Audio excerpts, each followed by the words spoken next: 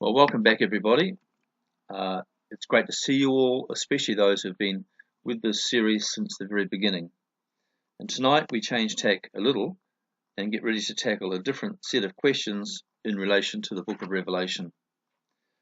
While we've been away on something of an aside in our study journey for several weeks now, as we've sought to learn a little about the Illuminatus and the threat they are presenting to mankind, a very real and present threat.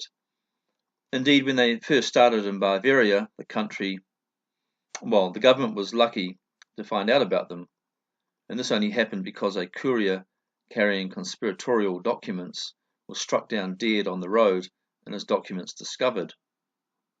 The word was passed on to the government and then across Europe, and Austria outlawed the society and expelled its members from all offices. But that is about the last time anyone ever purged them from offices of state as far as the public record goes. Before studying the Illuminatus, we took some time to get a feel for Islam, to see where it stands in relation to Christendom, terrorism aside. The evidence is reasonably strong that it will be a Muslim army and Muslim forces that occupy Israel in the not too distant future to defile its newly constituted temple and to mount a persecution against Jews and Christians that will have its counterpart in the work of the Illuminati, who will by then be forbidding public assemblies or evangelism by any religion in Western countries and imprisoning those who do not relent. Today we return to the simple Bible and to perhaps the most referenced passage there is in relation to prophecy in the Gospels, Matthew 24. We'll be looking particularly at just how similar the account given in Matthew 24 is to the series of events depicted in the central chapters of the book of Revelation. Although there are continuing assertions that everything recorded in Matthew 24 was already fulfilled during the period from 68 through 70 AD, with the campaign of Titus against Jerusalem and against the temple, I'm going to follow the line that Jesus was instead speaking about the very end of this current age, when Jerusalem will fall again, and an even worse persecution is to be launched. The disciples were no doubt still thinking in terms of Jesus, temple, and Israel when they were asking their questions, while Jesus will have known that it was not just about Israel, but about the whole world. So therefore we start with Matthew 24 and the book of Revelation and the correspondence between those two. The central chapters in the book of Revelation, by which I mean chapters 11 to 14, are summarized in an account given by Jesus in Matthew 24, and there's a parallel account also in Luke 21. The Matthew text indeed turns out to be highly structured and allows us to make a rather direct correlation between the verbal discourse of Jesus and the pictorial discourse of John's Revelation. Chapter 11, we're talking about chapters 11 to 14. Well, chapter 11 is about the two witnesses. Chapter 12 is about the woman clothed in the sun who gives birth to the male child who will rule the nations, and also the dragon being cast down from heaven to earth. And the church is empowering also. Now, chapter 13 has the two beasts and the mark of the beast. And chapter 14 has the great test and the resurrection of the just and the unjust, the test being not to receive the mark. And of course the introduction of the idea of 666 and anyone who receives that mark receiving the plagues and falling into the second resurrection, the resurrection of the unjust instead of the resurrection of the just. Now, the scene in Matthew 24 begins with the disciples admiring the beautifully restored temple. Now, Herod sort of tried to, I think, win the favor of the Jews by hugely beautifying the temple that was already there before. Now, the temple was already quite spectacular, but Herod really went to town on it. I think he had a building plan of some 40 or so years on the temple. And as the disciples admire the beautifully restored temple, we have to realize that in a prophetic sense, the health of the temple is intricately linked to the pleasure of God with the nation. Now, the beautified temple was suggesting that maybe God's blessings were still upon the nation, but Jesus is saddened by his last few days at the temple, in which he has also had strong confrontations with the temple managers who are unable to receive his message. Jesus knows this only bodes for one thing in the future, and he solemnly prophesies to his disciples that before long not a single stone of the temple will remain standing one on another. All will be ruined. Christ's own body and the temple are almost one, and the health and fate of either bodes for the health of the nation. So Jesus came out of the temple and was going away when his disciples came up to point out the temple buildings to him. And he said to them, "Do you not see all these things? Truly, I say to you, not one stone here will be left upon another which will not be torn down." Jesus knew that it was his own body that was going to be torn down, and so too with the temple edifice.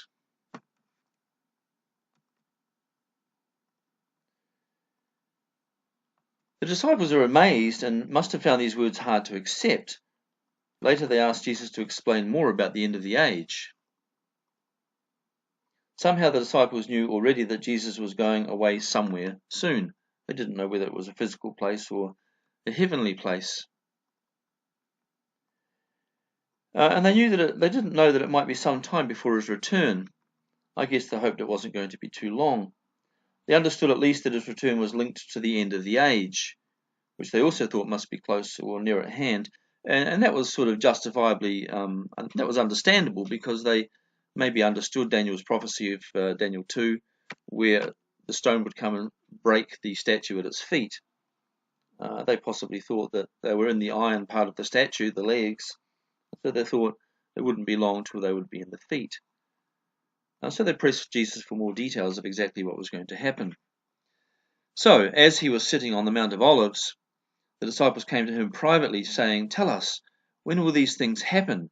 And what will be the sign of your coming and the end of the age?" So they have two questions, and they are, when shall these things be? That is the destruction of Jerusalem described in Matthew 24, 1-2, in Jesus' own words. And secondly, what's going to be the sign of the end of the age and of your coming? Now, in typically Hebrew fashion, Jesus answers their questions in reverse order, which is in accordance with the chiastic pattern of A, B, B, A.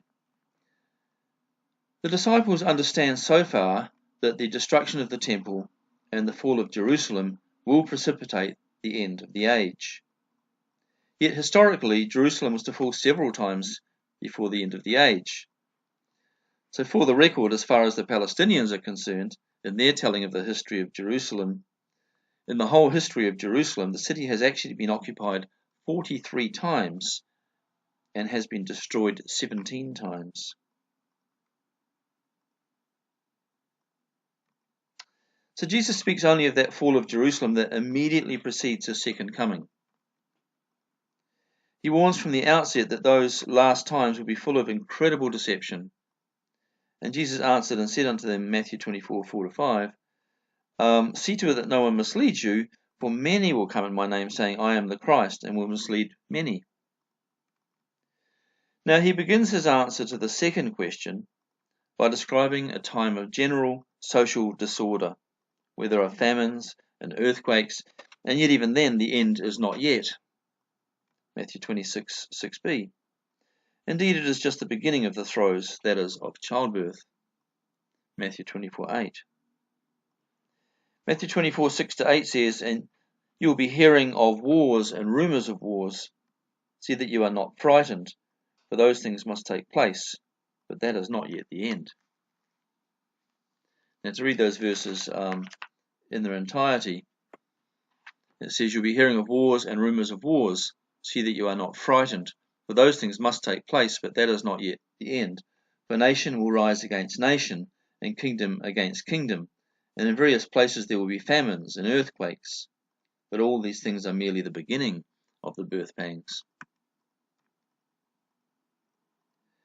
Now, I believe that we are living in those days right now, and in the background here I have a picture of the four riders of the apocalypse, the first 4 seals, but the colours are of course washed out. But this is to indicate that these wars between nations are just the beginnings of the woes. We do know that from the first four riders we have the white horse riders interpreted to be the appearance of false Christs and false religious leaders, false messianic doctrines, even the messianic doctrines of false religions. The second horse rider is actually a red one, which is the rider of war. This is where Jesus is talking about war between nations. The third one is famine and drought, the black horse rider, and the fourth one is death that follows from all of the other three, from false religious campaign, from war, and from drought and famine. So the words of Jesus here about nation against nation and famines and earthquakes are basically these first 4 Revelation 6 horse riders. Now, as I said, I believe we're living in those days right now. These pretty much correspond to the breaking of the first 4 seals out of the 7 in Revelation 4. And these events are not tied to any 7-year or 3.5-year scheme like the temple desecration or mark of the beast. And they can run for some time before the final Antichrist appears and sets the Daniel 9 clock back into motion. Now, earthquakes and famines are connected to cosmic imbalance and divine warnings. A spike in the number of devastating earthquakes has already been seen on the Earth since around 2001. And in 2017, there were 69 active volcanoes in the Ring of Fire alone. I think there's a couple more since then, when the long-run average is closer to just 5. New volcanoes are also rising from the sea bottom in 3 places around the world. Tectonic jitters seem to indicate something like a cosmic body moving invisibly through our solar system, or perhaps some sort of magnetic anomaly from the Sun or the Sun-Earth system. Now, if Jesus knew a planet was coming, he would know from the oral traditions that famines and earthquakes would also come. So it could be interpreted either way. This period of wars and rumours of more wars, basically, addition is mine when I put the word more in there, describes the period since around the turn of the century, which will probably run for a good 20 to 30 years before it results in attempts to fully implement the New World Order. These wars are about access to the last of Earth's cheap energy, and about the United States getting a cut on every oil sale in the world by insisting on oil trading only through the petrodollar. That means all purchases have to be done in US dollars, which produces foreign currency exchange commissions for the US, and to a way to eventually extinguish Arab influence in the world. And we see already that the Arab oil supplies are drying up, and the Trump government has considerable leverage over the Arab countries at the moment.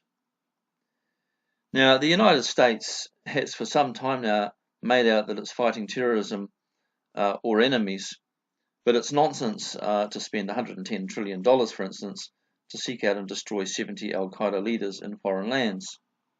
They could just pay foreign spies to do that. The transition to alternative energy is being held back as more and more fossil fuel is consumed. It was Nostradamus who spoke of a 27-year war that would end with the appearance of the third Antichrist. Now, if we're to merge this time frame with the times indicated by Revelation 12's sign of the moon rising under the heavenly woman's feet, it seems that late 2026 could be when this figure finally emerges. We say that because Nostradamus talked about some sort of a battle in August of 1999, and another reference to a 27-year campaign. So if that 27-year campaign runs from 1999, it would bring us to 2026. Anyway, every year it seems somebody is sure the big one, that is a nuclear war, is about to break out. Lately, the notion of time travel, purportedly discovered as a byproduct of the new UFO technologies, seems to be doing the rounds, and a series of persons have appeared on YouTube channels claiming to have lived for several years at a time in the future, and they're so-called coming back to report what they've seen there. They're always asked about whether climate change has destroyed the world or whether World War III has been fought. Now, among those coming back from the future, allegedly, is John Titor, who has warned from the history he learned in 2030 that a nuclear war broke out in January 2018. Well, at the time I'm recording this, that probably would have happened under a Hillary government, but under a Trump government that has not happened. This particular scenario involves Iran, helped by Russia, getting a preemptive strike on the United States, Israel, Britain, and France by flying in missile-laden planes in the radar shadows of regular passenger liners. Now, the missing MH370, if it went to Iran, as evidence might suggest, could be converted into such a plane, from which nuclear weapons could be dispatched over the United States and detonated before any real response could be made. Systems watching Iran for a launch would be wasting their time. Luckily, January 2018 has passed, but the sinister idea with the planes is always there, and we can thank Titor for that warning at least. Now, it's not to say that these things couldn't arise after the Trump government's finished, when we might revert, for instance, to a democratic government, but let's not count our chickens at this stage. Now, back to the text of Matthew 24. This period of wars and famines and earthquakes now continues until Israel is invaded and the new temple is desecrated. It's within this period of upheaval that it seems the temple will be rebuilt, with the temple sacrifices reinitiated. This is the period of wars and famines, etc., which we're already in. And the temple sacrifices will also be reinitiated. We're moving into that period now, and things will then return to the state they were in during the days of Jesus. And so we could say the two halves of the 70th week of Daniel could now be reconnected. This period of wars, rumors of wars, earthquakes, and famines all precedes the appearance of the Antichrist and the beginning of the Great Tribulation. And the next section in Matthew 24:9 through 26 will now contain 18 verses in translation. These 18 verses are interestingly delivered in 3 sets of 6 verses, as if alluding to the apocalyptic 666. Now, rather than a single specific sign for the disciples to pass on, Jesus gives them 3 categories of signs to watch for. Now, the first category is in Matthew 24, verses 9 to 14. This is the category which could best be summarized as suppression of the church and the great falling away, which in Greek is the apostasia, or if you like, the apostasy. Those verses say, "Then they will deliver you to tribulation and will kill you, and you will be hated by all nations because of my name. At that time many will fall away and will betray one another and hate one another. Many false prophets will arise and will mislead many. Because lawlessness is increased, most people's love will grow cold. But the one who endures to the end will be saved. This gospel of the kingdom shall be preached in the whole world as a testimony to all the nations, and then the end will come. The end shall come." Although one could perhaps speak at length on the topic of falling away and false prophets, we will limit our comments.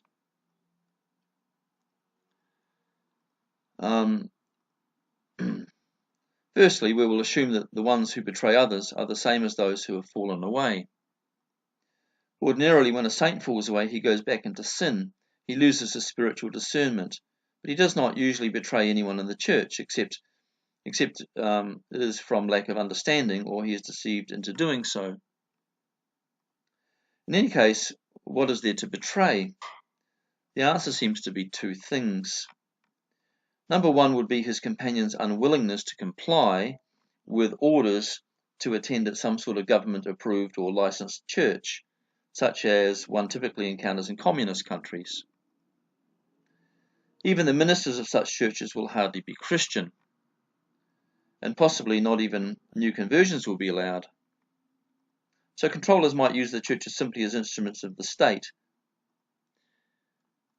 Number 2, what is there to betray would be location. Evangelical churches may have been outlawed, and so their meetings might by then be going on in remote and secret places. Jesus' warnings to avoid going to see him in the secret place may be because such ploys will be a way for the establishment to flush out where Christians are meeting in secret. A false Christian, a government agent, may hear a claim that Jesus has appeared to someone in a Christian fellowship, in a secret fellowship with some Christians, and the excited saint may lead what he assumes is his fellow saint to his secret place of worship. Not only will those who have fallen away betray one another, but they will even hate one another, and this hatred appears to have come about from being betrayed.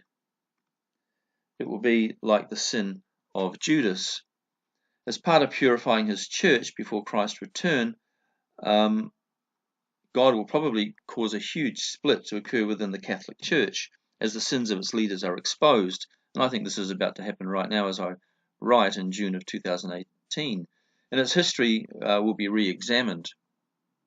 Many Catholics will lose their faith or will change over and join one of the Protestant denominations. But if, in the meantime, the Catholic Church has secured for itself rights as the leader of a world ecumenical church, with the power to enforce all churches to join this union or to be declared anathema, there is immediately a serious situation in which many Christians could be betrayed to the state as religious rebels.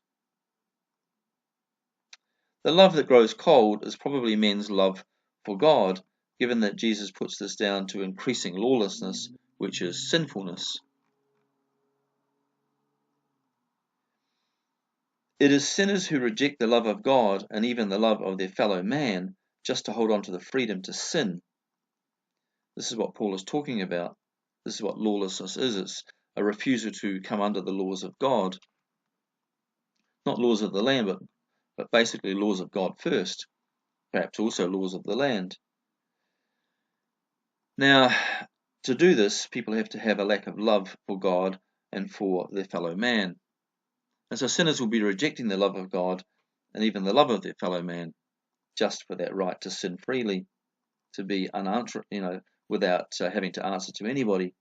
And in fact, the people like the British Crown and the Vatican have this attitude all the time. Yet, in such loveless societies, the love of Christ only stands out more brightly for its selfless and indomitable nature. Now, these 6 verses in Matthew almost certainly describe the period of the Great Tribulation, and this betrayal is very much a part of this period's tribulation and bitterness.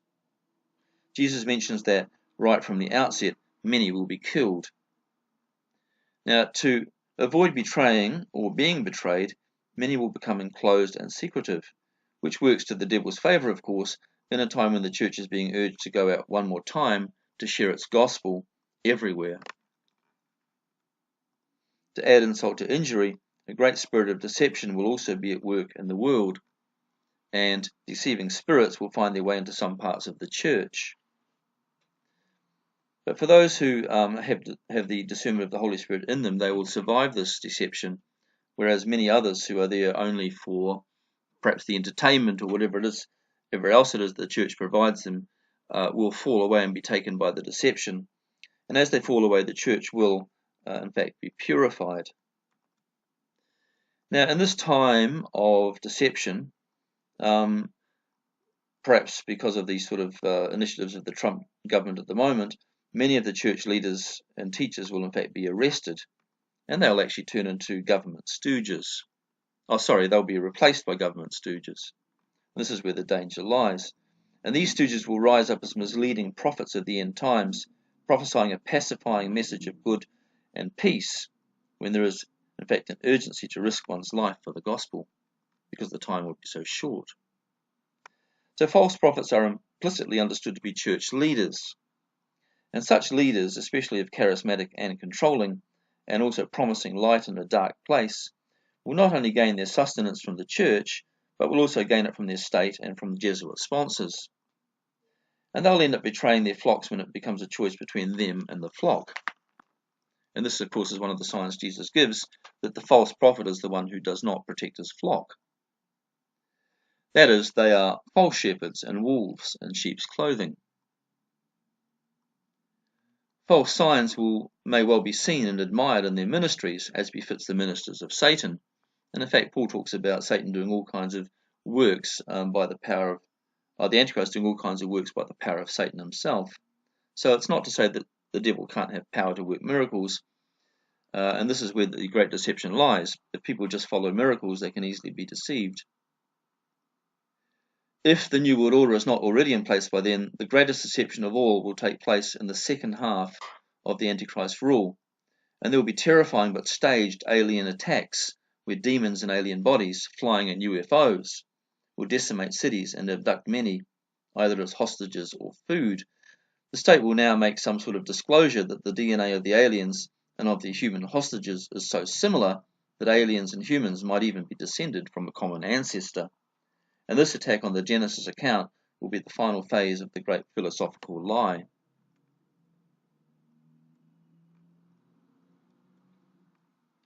Now, the state, to stop forces rallying against this lie, may preemptively hijack the alternative media as well, and take steps to close the dark web. With all lifelines closed off to the saints, the world's shadow government will push for the outlawing of all religion of any sort, and swear in the leaders of the New World Order. They might do so under a state of emergency.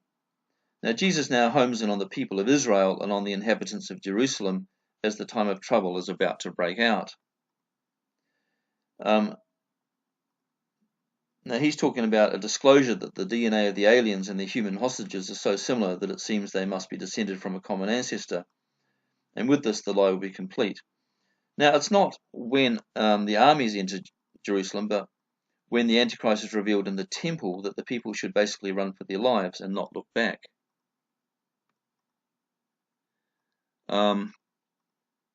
As the only fate that awaits them after the Antichrist appears in Jerusalem is their certain death.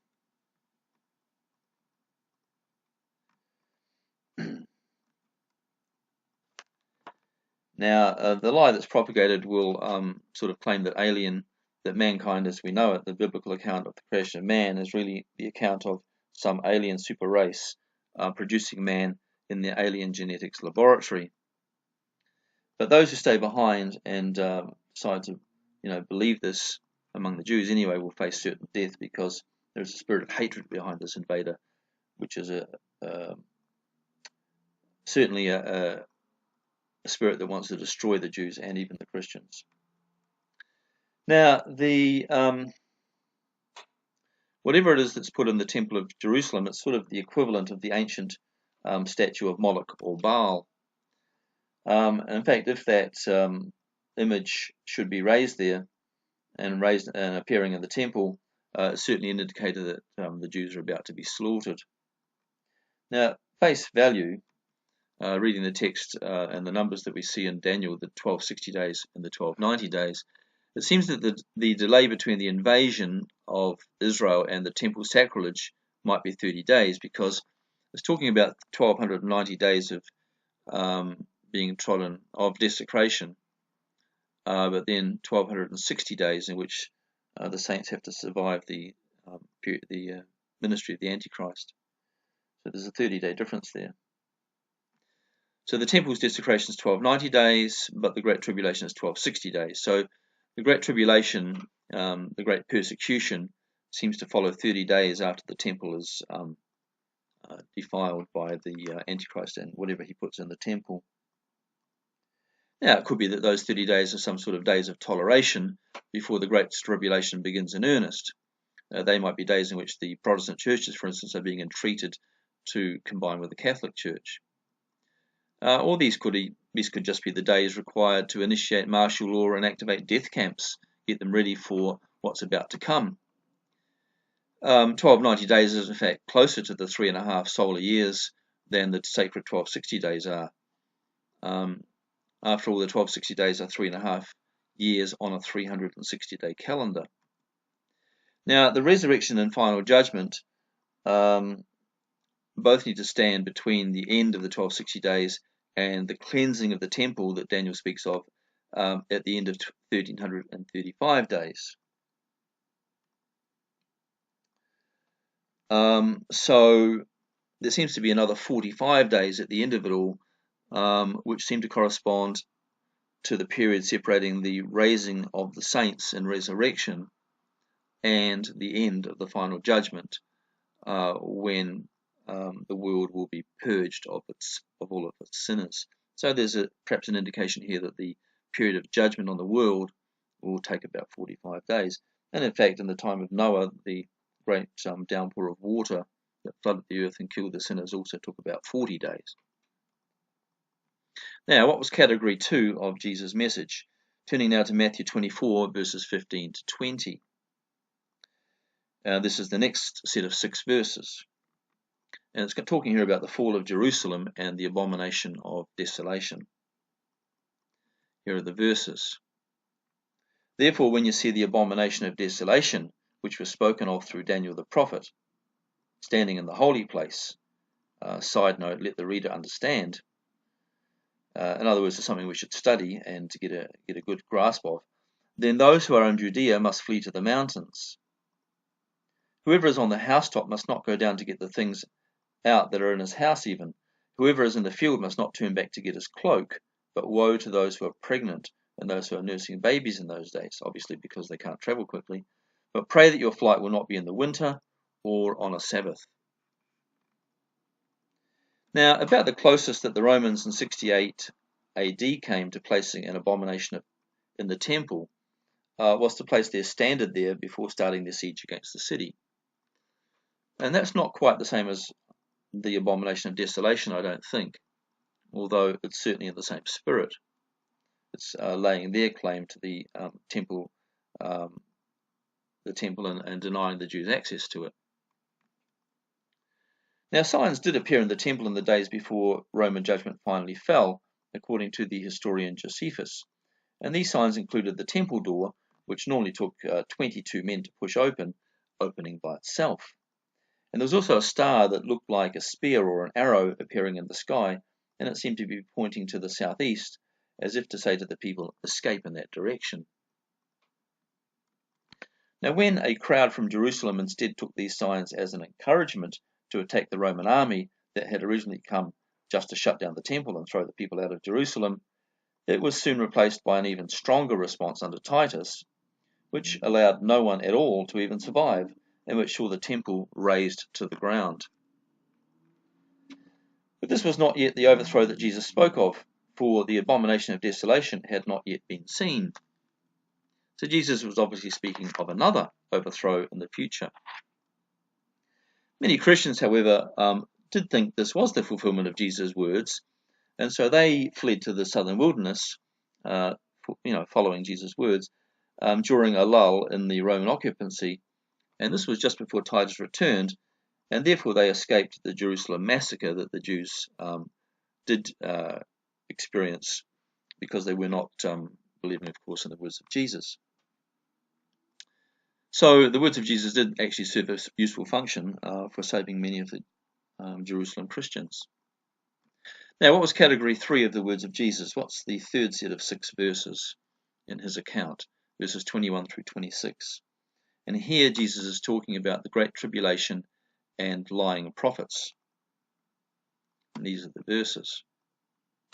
For then there shall be great tribulation, such as has not occurred since the beginning of the world, even now, nor ever will be again. And I think he's sort of quoted from Daniel 12, verses 1 and 2 here. Now, unless those days had been cut short, no life would have been saved. But for the sake of the elect, those days will be cut short. Then if anyone says to you, behold, here is the Christ, or there he is, do not believe him. For false Christs and false prophets will arise and will show great signs and wonders, so as to mislead, if possible, even the elect. Remember, Paul talked about the man of sin coming with all manner of signs and wonders, but at the power of Satan. So as to lead, if possible, even the elect. Behold, I've told you in advance. So if they say to you, behold, he is in the wilderness, do not go out. Or, behold, he is in the inner rooms, do not believe them.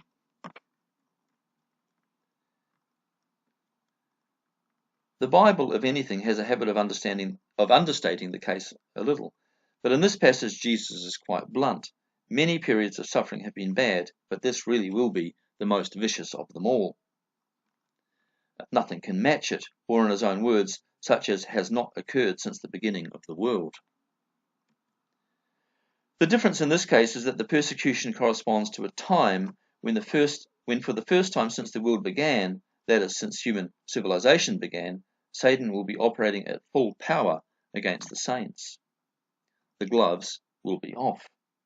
His time will be short, in fact, very short, and he knows that he's only a few years away from the final judgment. Jesus is also clear about the price to pay, which in most cases, sooner or later, will be death. Only the fact that there are still some saints to spread the gospel keeps the clock ticking. I have a picture of the two witnesses laying in the street of the great city. We understand from Revelation 11 that the world would be actively trying to kill them during the time of their final ministry. So, by the time Jesus comes back, there will be virtually no saints still alive. And we can summarize this in three ways. This is when the two witnesses lay, as if completely dead, in the street of the great city, and the people of the earth will send presents to one another to celebrate the end of their time and of Jewish religion on earth. Jesus asks, when the Son of Man comes, will he find faith in the world?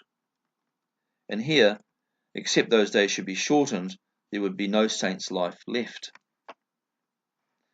So it seems that only some will make it to the end. Nevertheless, Paul encourages saints at Thessalonica that those who remain alive will join the others in the air as Christ resurrects the dead. Those who remain alive may by then be scattered pockets of Christians. Of course, these Christians will be converting other Christians at the same time, so it's not like the curve is completely dropping to zero, but certainly there'll be a great attrition. Those who remain alive will be scattered pockets of Christians. It's not going to be easy. But who can tell? God could, after all, cause Christianity to explode under these circumstances, even under these harshest of conditions, because that's just exactly what happened in Roman times when Christians were being executed and sent to the lions. Christianity was so admired for the way it suffered that people in the end flocked to it, especially as they became disillusioned with the Roman Empire. And perhaps as people become disillusioned with the New World Order and all the evil that's being done to it to set it in place. As stated earlier, this trick of flushing out Christians with the call of here he is and there he is will still be operating right to the end. And Christians should not even check out whether such claims are true. Jesus warns the saints, do not believe such tricks.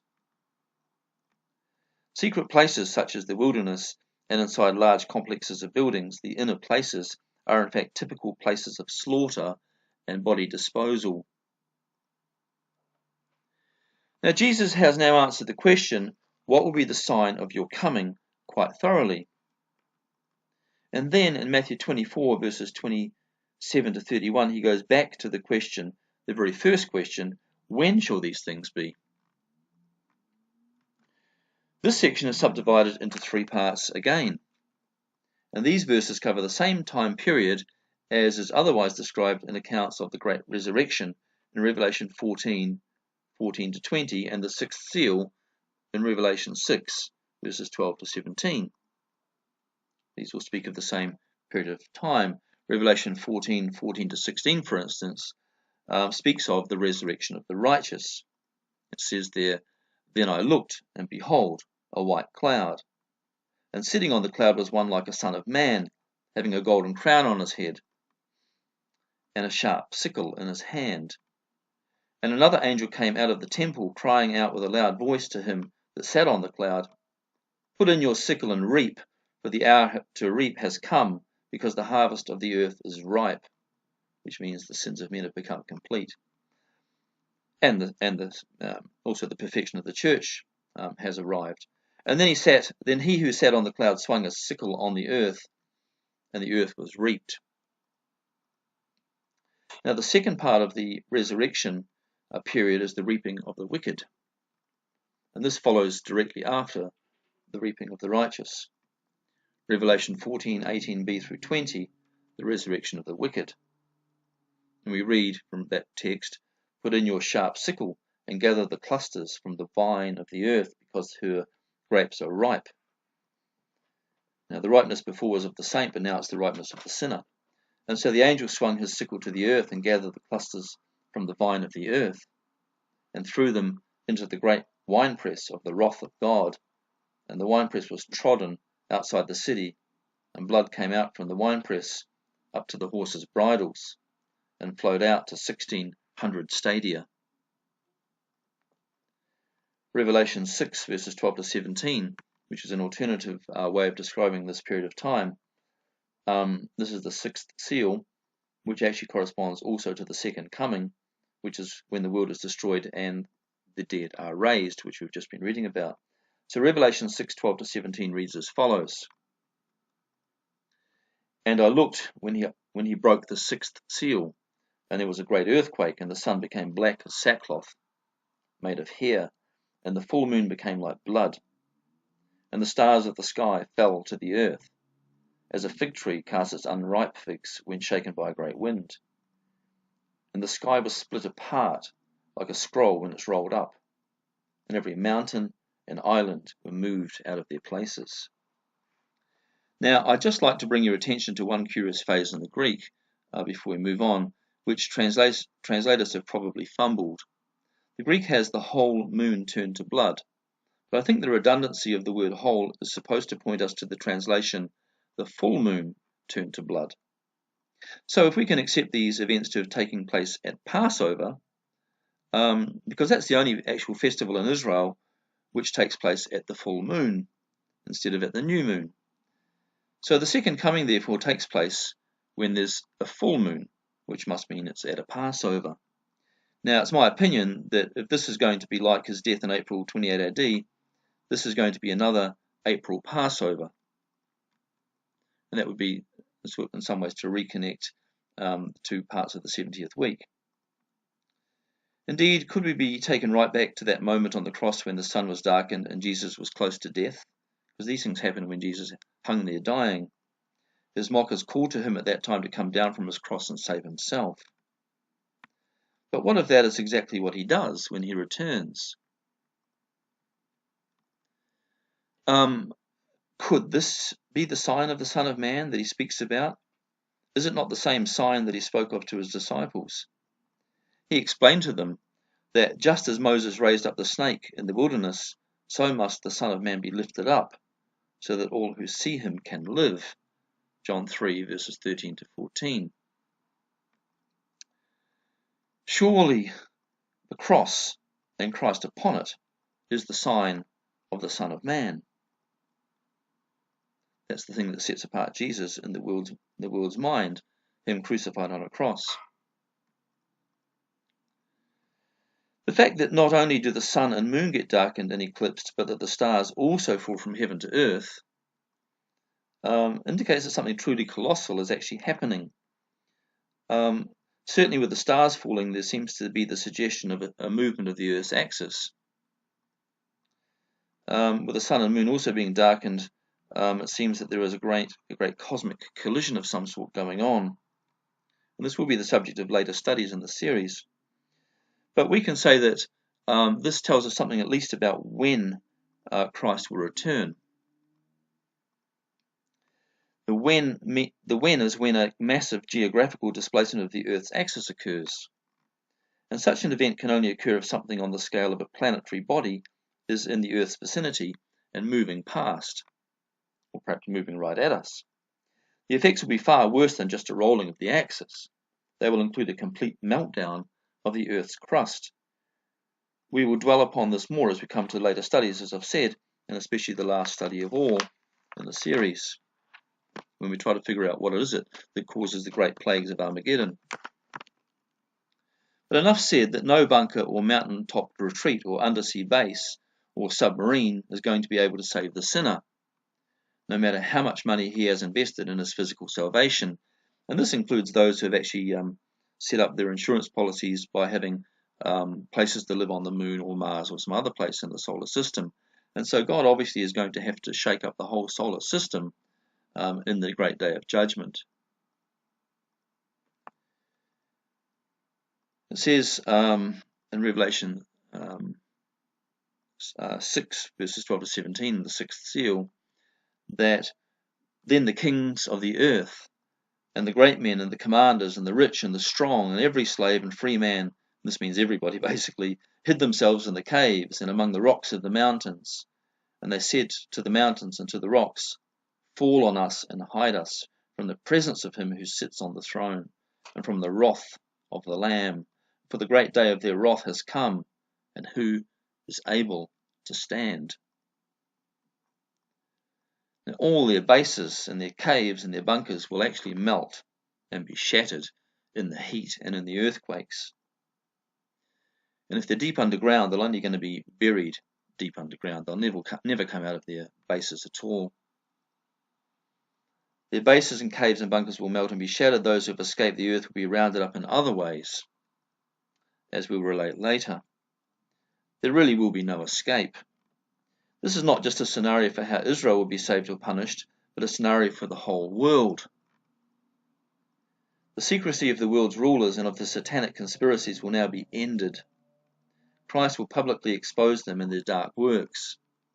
We know this is already beginning to happen under the Trump government, but it's going to go on and on until God has completely uncovered it all. And if Trump doesn't do it, then Christ will do the exposing, the rest of the exposing. There's going to be nothing concealed about what the devil has been doing, but also nothing concealed about the second advent. It will be completely a public and visible event, which is why Jesus said not to run off to the secret places. From Revelation 1:7 it says, Look, he is coming with the clouds, and every eye will see him, even those who pierced him. And all peoples on earth will mourn because of him, yet so shall it be. Amen. And in Matthew 24:30 it says, At that time the sign of the Son of Man shall appear in the sky, and all the nations of the earth will mourn. They will see the Son of Man coming on the clouds of the sky with power and great glory. Now the fact they mourn could be for themselves, but it could also be at seeing the suffering of Jesus on the cross again, realizing what it was that happened to Jesus all those years ago for their sins, and they haven't taken advantage of the blood that was shed for their behalf. They'll realize that they've missed their great chance. They've sold their souls for something that really wasn't worth it. Now, let's break down that part into the three parts we mentioned. So the first part is Matthew 24:27 to 28. It says, For just as the lightning comes from the east and flashes even to the west, which of course is very sudden, so will be the coming of the Son of Man. Wherever the corpse is, there the vultures will gather. And the second part will be Matthew 24:29, where it says, But immediately after the tribulation of those days, the sun will be darkened, and the moon will not give its light. And again, this is cross-reference to Revelation 6 and the sixth seal.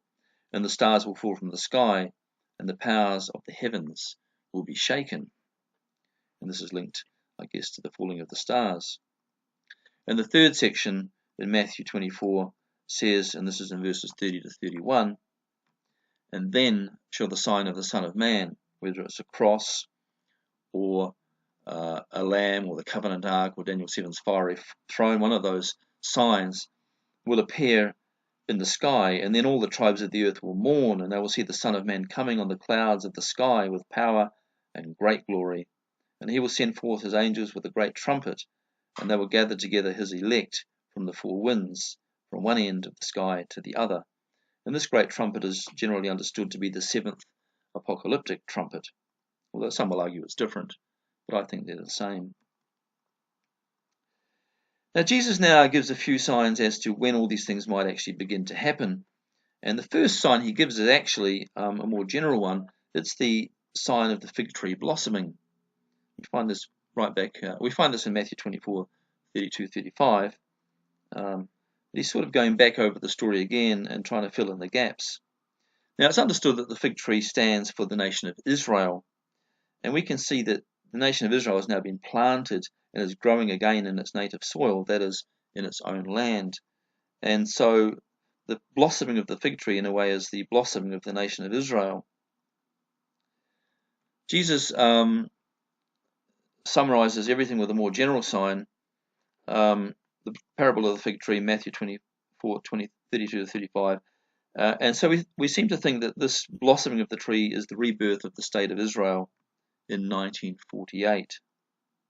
Jesus speaks of this replanted people, and he says of them that this generation will not pass away until the Son of Man comes. Now, we have to sort of decide what he means by this generation. It could mean this people, this reborn Jewish nation itself. Or he might mean he might be indicating a sort of duration of time when he says that, in which case he might be speaking of that some of the people who return to Palestine will not pass away before Christ returns.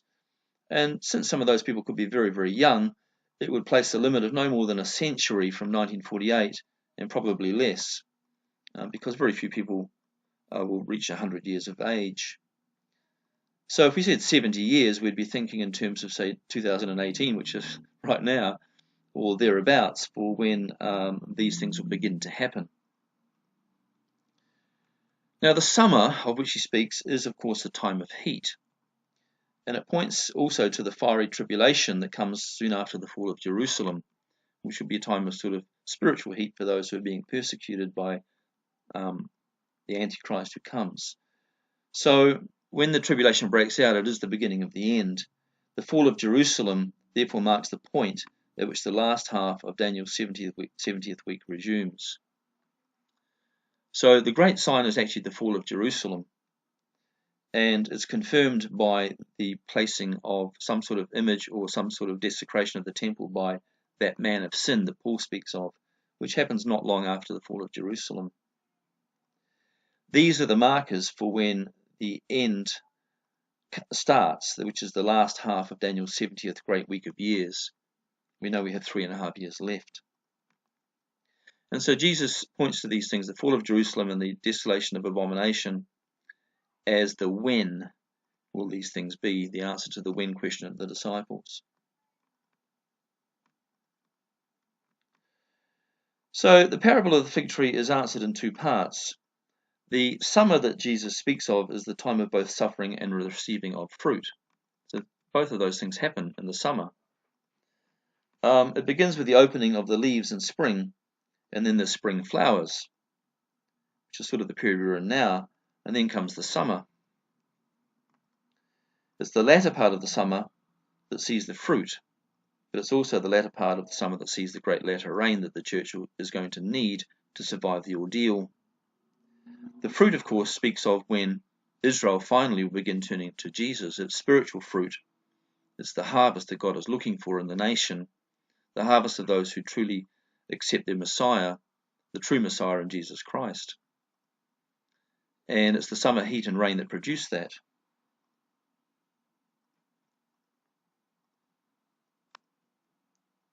So, in other words, within the sign of the fig tree that Jesus speaks of is the sign of Israel's eventual fruitfulness. So, that means there's going to be a fruitfulness of the gospel in Israel. So this time of the churches and Israel's fruitfulness will be the same as the time of their final tribulation. And it's the heat of the summer that it becomes a picture of the spiritual weariness brought on by the great tribulation that both of these groups have to endure at this time. Ironically, it's the great suffering that brings together, that sort of welds these two peoples together and produces the final bride of Christ. Matthew 24:32 to 35, these last few verses are again in two parts. Again, the first part, Matthew 24:32 to 33, says, "Now learn the parable from the fig tree. When its branches already become tender and it puts forth its leaves, you know that the summer is near. So you too, when you see all these things, recognize that he is near, right at the door." And I would argue that we are basically in those days. Now, verse 33 is basically parenthetical to verse 32. It's like an aside. Now, the second part of Matthew 24:32 to 35 says this, "Truly I say to you, this generation will not pass away," and this is the generation of which Jesus is speaking in his answer, which is the final generation. "Heaven and earth will pass away, but my words will not pass away." So, whereas the world is trying to get rid of the scriptures, unfortunately, they can't do it. The word of Jesus Christ cannot be broken. Everything he says must be fulfilled, and the future that is written in the scriptures cannot be avoided just by trying to extinguish the church and the Jews. We know that from the time of Moses and even from the time of Herod, trying to eradicate the Messianic promise by eradicating all the children at that time, it just doesn't work. God always manages to preserve his remnant. The word of Jesus is therefore sure and nothing can change it. And again, verse 35 is really an aside to verse 34. Now Jesus continues in Matthew 24 verses 36 to 44, and he goes into some sort of elaborations about the conditions at the end. Now this section is also structured. It has 3 equivalent parts. They all describe the day of resurrection, and they all sort of deal with and sort of tell us to be ready for his coming, not to be caught out unready. So Matthew 24, 36 to 39a, which sort of is the first half of that section.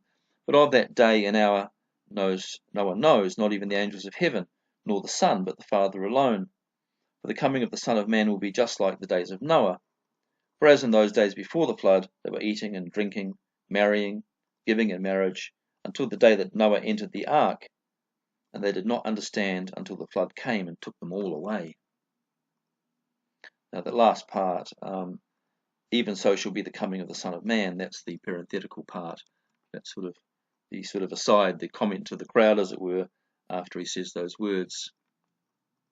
Now Matthew 24, 40 to 41, which is the central part of this three-part section, says this, just to illustrate what it's going to be like and how sudden it will be. Then there will be 2 men in the field, one will be taken and one will be left. 2 women will be grinding at the mill, one will be taken and one will be left. Matthew 24, 42 is parenthetical, therefore stay on the alert. For you do not know which day your Lord is coming. It's obviously going to be very sudden, with the sudden disappearance of people on the earth. Now these 2 examples point to the universal nature of the event, as a matter of fact, because one is a daytime event, while the other is a nighttime event.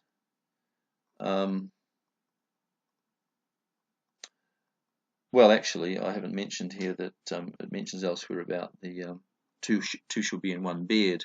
I think that's the Luke parallel passage. One shall be taken, one shall be left. So one is a nighttime event, one's a daytime event, but we assume if they're at the same time that this must be a worldwide event. Now part 3, the last part of this patch, Matthew 24 verse 43 says, but be sure of this, that if the head of the house had known at what time of the night the thief was coming, and I like to think that Christians will have some idea, he would have been on the alert and would not have allowed his house to be broken into, which means that there will still be some inkling to the church of when these things are about to happen, but the world outside will have no idea whatsoever. Again, Matthew 24:44, the last verse in this section, is parenthetical. He says, for this reason, you also must be ready, for the Son of Man is coming at an hour when you do not think he will. And that suggests that even the church might in some ways be surprised with the actual moment that Jesus comes back for them, which of course feeds strongly into the rapture theory, if you were to believe that theory, but it could also feed into the opposite version as well. Now these verses therefore have formed, the last verses, will form a 7-verse exhortation. So after all these sort of worrying words and these troubling forewarnings, Jesus does exhort us in the last 7 verses of his discourse. He says then, who then is the faithful and sensible slave whom his master put in charge of his household to give them their food at the proper time?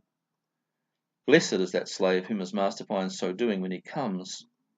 But if that evil slave says in his heart, my master is not coming for a long time, the master will come on a day when he does not expect him, and will cut him in pieces and assign him a place with the hypocrites. In that place there will be weeping and gnashing of teeth, which I think probably speaks of great remorse. Now that place is the earth itself. In meltdown during the day of judgment. Now Jesus comes as a thief in the night to the sinner, but also to the inattentive saint who has fallen asleep in his faith and walk. Sleeping and sinning after the darkness of night, Christ's children are those who walk and work in the openness of the day and have nothing to fear from him. So this same idea of staying spiritually attentive is found in 1 Thessalonians 5:4-9 as well. We read there in that passage, "But you, brethren, are not in darkness, that the day would overtake you like a thief. For you are all sons of light and sons of day. Nor are we of the night or of darkness. So then let us not sleep as others do, but let us be alert and sober. For those who sleep do their sleeping at night, and those who get drunk at night. But since we are of the day, let us be sober, having put on the breastplate of faith and love, and as a helmet the hope of salvation. For God has not destined us for wrath, but for obtaining salvation through our Lord Jesus Christ." And with those last words, we conclude today's message. And thank you for coming. Next week we'll continue with Matthew 24 and its correspondence with the book of Revelation. So even though there's been two questions asked today, there'll be a third question that will be answered, and that Jesus does in fact answer in that passage, and that is the question, how will these things take place? So until then, all the best and have a great week. We do have a time now for questions for those who really would like to ask some questions at this stage, so feel free. Bye-bye.